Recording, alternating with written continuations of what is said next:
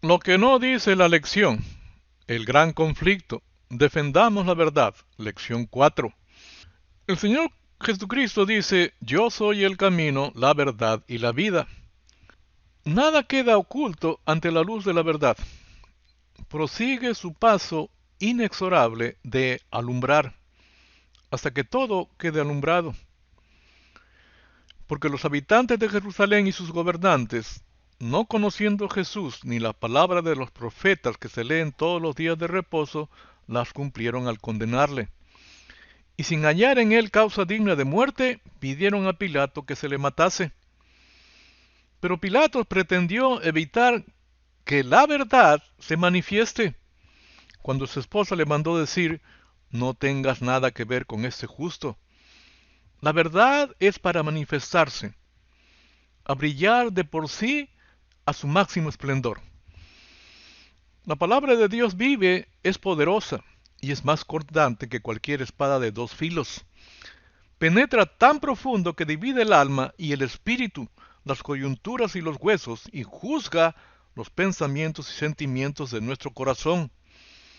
Es esta verdad, la palabra, que se manifiesta, que alumbre hasta lo más recóndito de nuestro ser, quedando nada oculto. Cuando el espíritu inmundo sale del hombre, anda por lugares secos, buscando reposo y no lo halla. Cristo Jesús hizo posible que el maligno sea expulsado de nuestro ser, limpiándonos de todo pecado pasado. Es decir, la desocupa del maligno y la limpia. Entonces diré, volveré a mi casa de donde salí. Y cuando llega la halla desocupada, barrida y adornada. El espíritu inmundo la encuentra desocupada. Eso quiere decir que debió de ser ocupada para que no la encuentre en ese estado. Después de ser limpiada y desocupada, ¿quién tiene que ocuparla? Siendo ocupada por el que debe de ocuparla, seremos testigos fieles del que nos limpió. El desierto es el crisol de Dios para limpiar, purificar, preparar, cuidar, proteger. Cuidaréis de poner por obra todo mandamiento que yo os ordeno hoy, para que viváis y seáis multiplicados, y entréis y poseáis la tierra que Jehová prometió con juramento a vuestros padres, es decir, obedece para recibir lo prometido. Y te acordarás de todo el camino por donde te ha traído Jehová tu Dios, esos 40 años en el desierto, para afligirte, para probarte, para saber lo que había en tu corazón, si habías de guardar o no sus mandamientos. Y te afligió y te hizo tener hambre, y te sustentó con maná, comida que no conocías tú ni tus padres la habían conocido, para hacerte saber que no sólo de pan vivirá el hombre, mas de todo lo que sale de la boca de Jehová vivirá el hombre. Vivieron en el desierto de milagros, agua de la roca, alimentos de maná del cielo, para que aprendieran a vivir por fe. Tu vestido nunca se envejeció sobre ti, ni el pie se te ha hinchado en esos 40 años. Esta preparación empezó al cruzar el Mar Rojo, e iba a concluir al cruzar el río Jordán, y así equipado empezar la conquista de la tierra que fluye leche y miel. Así nos prepara Dios en el desierto, y Él nos hace adentrar en el desierto. Ahora, Cristo en el desierto. Jesús, lleno del Espíritu Santo, volvió del Jordán y fue llevado por el Espíritu al desierto. Después de 40 días sale del desierto. ¿Para qué es el desierto? Para preparar, para probar. Y así listo, Jesucristo empezar el ministerio ordenado por el Padre. Dice, después que fue encarcelado Juan, Jesús vino a Galilea predicando el Evangelio del reino de Dios, diciendo, el tiempo se ha cumplido y el reino de Dios se ha acercado. Arrepentíos y creed en el Evangelio. ¿Cuál Evangelio? Porque los habitantes de Jerusalén y sus gobernantes, no conociendo a Jesús ni a las palabras de los profetas que se leen todos los días de reposo, las cumplieron al condenarle.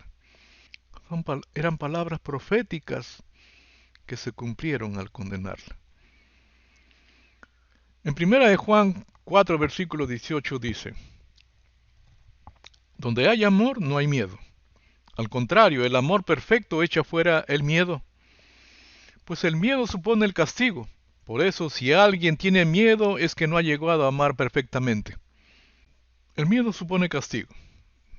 Adán dice: y él respondió: oí tu voz en el huerto y tuve miedo, porque estaba desnudo y me escondí. La única persona de la divinidad que establece ágape, amor, en nuestras vidas es el Espíritu Santo. Y su envío costó la muerte del Señor Jesucristo, en lugar nuestro. Es decir, para que sea enviado hay que pedirlo, por lo cual recibir el Espíritu Santo es personal. Al pedirlo debemos saber para qué lo estamos pidiendo. Esto de establecer el amor en nosotros es un proceso por medio de la relación, al igual con la de Cristo. Primero es semilla hasta llegar a ser fruto. En los apóstoles sucedió en 50 días, en el que fueron bautizados por el Espíritu Santo. Por eso ágape, amor, es el prerequisito para ser bautizados por el Espíritu Santo. He aquí la luz vence las tinieblas. ¿Qué padre de vosotros, si su hijo le pide pan, le da una piedra? O si le pide un pescado, le da una serpiente? O si le pide un huevo, le dará un escorpión? Pues si ustedes, aun siendo malos padres, saben dar buenas dádivas a sus hijos, ¿cuánto más vuestro Padre Celestial que está en los cielos os dará el Espíritu Santo si se lo pidiereis? Es decir, hay que pedir al Padre por esta buena dádiva, el Espíritu Santo. Por lo cual, recibir el Espíritu Santo es personal. Si se tiene que pedir personalmente al Padre que envíe a su Santo Espíritu, la pregunta es ¿para qué? Recordemos que el enviar al Espíritu Santo costó la muerte del Señor Jesucristo.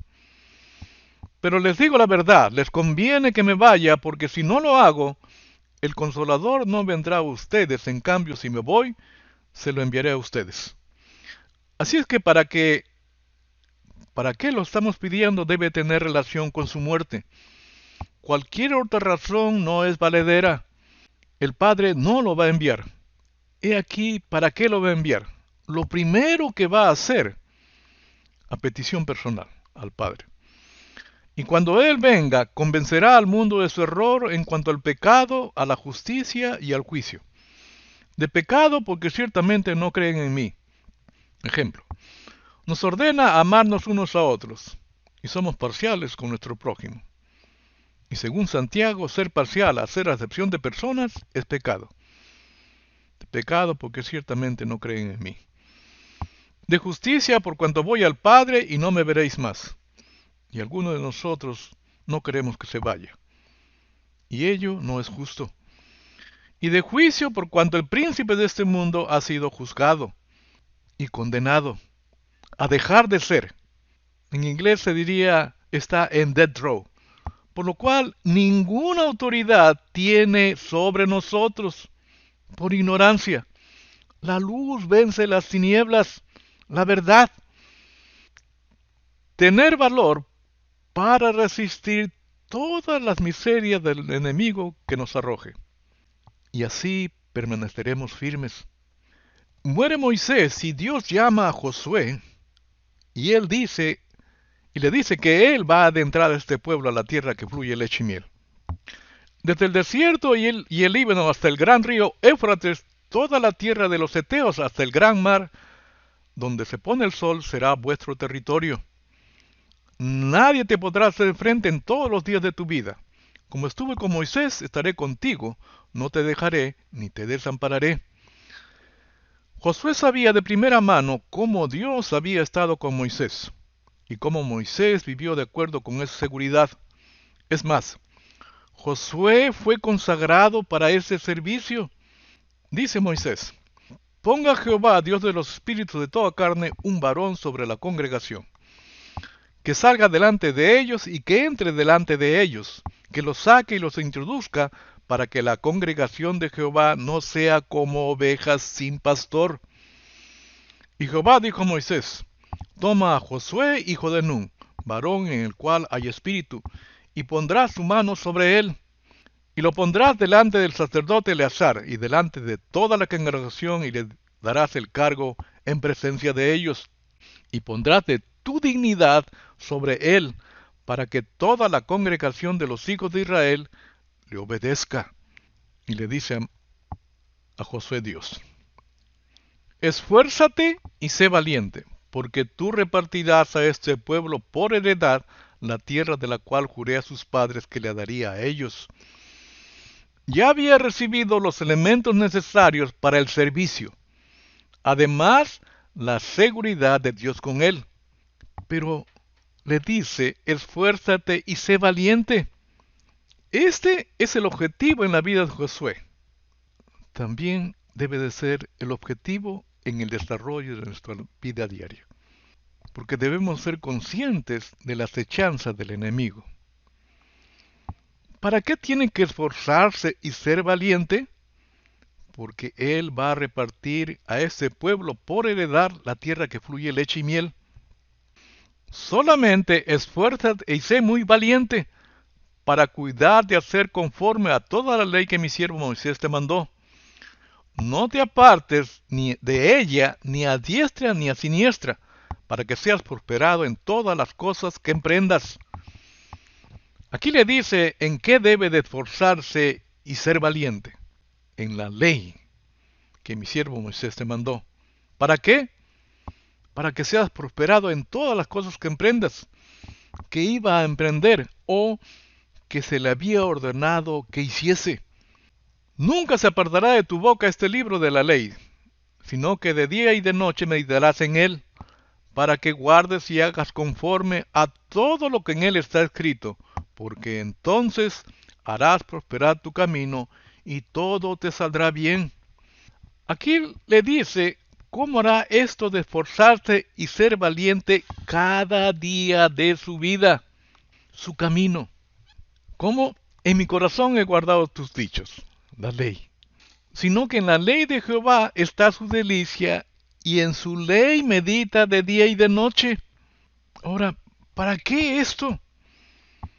Encomienda a Jehová tu camino y confía en él, y él hará prosperar tu camino y todo te saldrá bien. Jesucristo el Señor nos dice que el reino se recibe por heredad, porque fue preparado en la eternidad para que lo recibiésemos.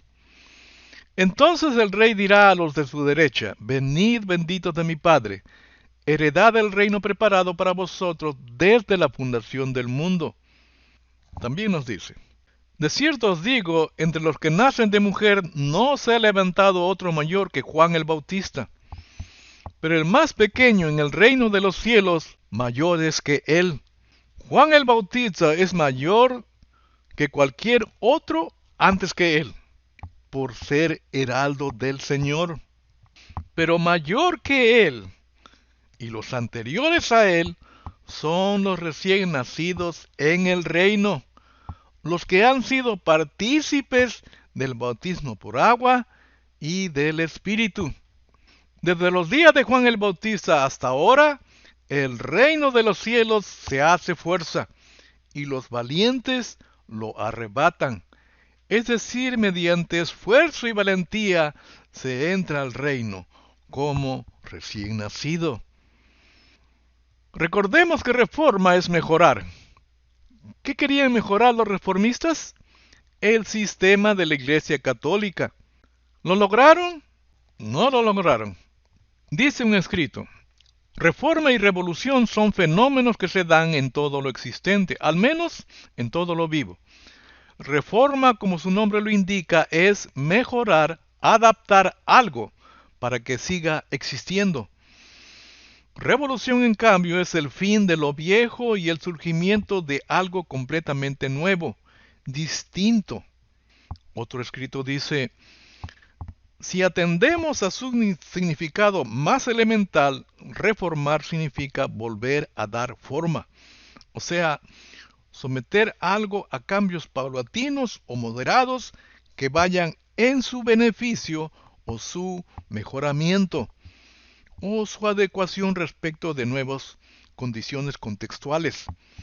Se diferencia ese tipo de cambios progresivos de otros mucho más violentos y repentinos, para los cuales se reserva el término revolución.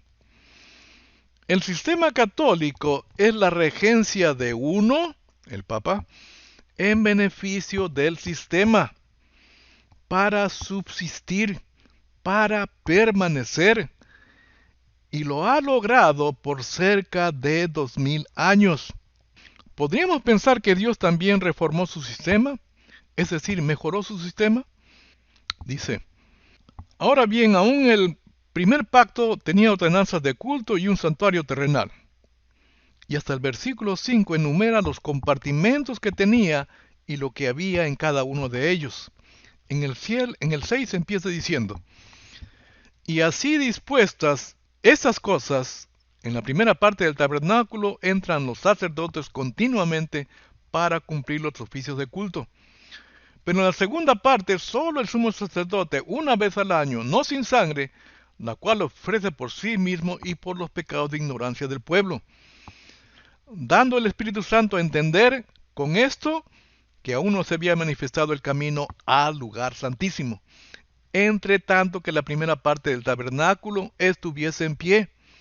El propósito del sistema de sacrificios es entrar ante su presencia, lo cual es símbolo para el tiempo presente, según el cual se presentan ofrendas y sacrificios que no pueden hacer perfecto en cuanto a la conciencia al que practica ese culto, ya que consiste solo de comidas y bebidas, de diversas abluciones y ordenanzas acerca de la carne, impuestas hasta el tiempo de reformar las cosas. Otras versiones dicen de la corrección, o las cambie por algo mejor, o se instaure el nuevo orden de cosas, es decir, con un solo y mejor sacrificio. Y no por sangre de machos cabríos ni de becerros, sino por su propia sangre, entró una vez para siempre en el lugar santísimo, habiendo obtenido eterna redención. Este es el objetivo del sistema de Dios, el sacrificio. Lo reformó, lo mejoró con un mejor sacrificio. ¿Para qué? Así que, hermanos, teniendo libertad para entrar en el lugar santísimo por la sangre de Jesucristo, por su muerte Jesús abrió un nuevo camino, un camino que da vida a través de la cortina al lugar santísimo. El sistema de Dios es el único sistema, el cual es la regencia de uno, Dios, en beneficio de los demás. No existe, no hay otro sistema que funcione de esta manera. Por lo cual, mas la hora viene, y ahora es, cuando los verdaderos adoradores adorarán al Padre en espíritu y en verdad, porque también el Padre tales adoradores busca que le adoren.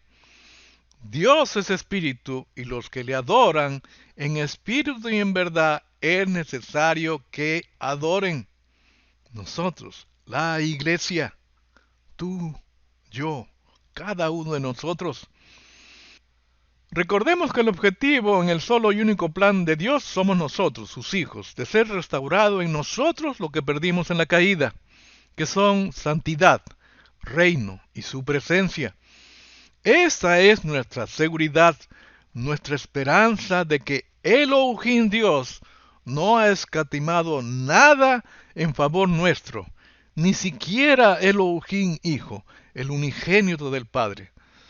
Sácianos cada mañana con tu misericordia inagotable, para que cantemos de alegría y nos alegremos todos los días de nuestra vida. Esta es nuestra esperanza. En esta nos fortalecemos cada mañana en su misericordia. Porque ciertamente no socorrió a los ángeles, que cayeron y fueron sentenciados a no existir, sino que socorrió a la descendencia de Abraham, a nosotros, sus hijos, por lo cual debía de ser en todo semejante a sus hermanos, para venir a ser misericordioso y fiel sumo sacerdote en lo que Dios se refiere, para expiar los pecados del pueblo. Cristo es misericordioso, es rey sacerdote, no solamente para limpiar, sino también para expiar. Y nosotros debemos ser semejantes a Él, misericordiosos, rey sacerdote para perdonar a los que nos ofenden. Para ejemplo, únicamente Cristo. Cualquier otro es un pálido reflejo. Para alcanzar a ser como Cristo, ser maestro y pensar como Cristo. Para promesas, la del Padre a nosotros. La promesa del Padre que oíste de mí. A la pregunta de este día, ¿qué significaría perder todo por Cristo? Pero cuantas cosas eran para mi ganancia, las he estimado como pérdida por amor de Cristo. Y ciertamente aún estimo todas las cosas como pérdida por la excelencia del conocimiento de Cristo Jesús mi Señor, por amor del cual lo he perdido todo y lo tengo por estiércol para ganar a Cristo y ser hallado en Él, no teniendo mi propia justicia que es por la ley, sino la que es por la fe de Cristo. La justicia que es de Dios por la fe, a fin de conocerle y el poder de su resurrección y la participación de sus padecimientos, llegando a ser semejante a Él en su muerte. Hasta aquí nuestra contribución a la lección.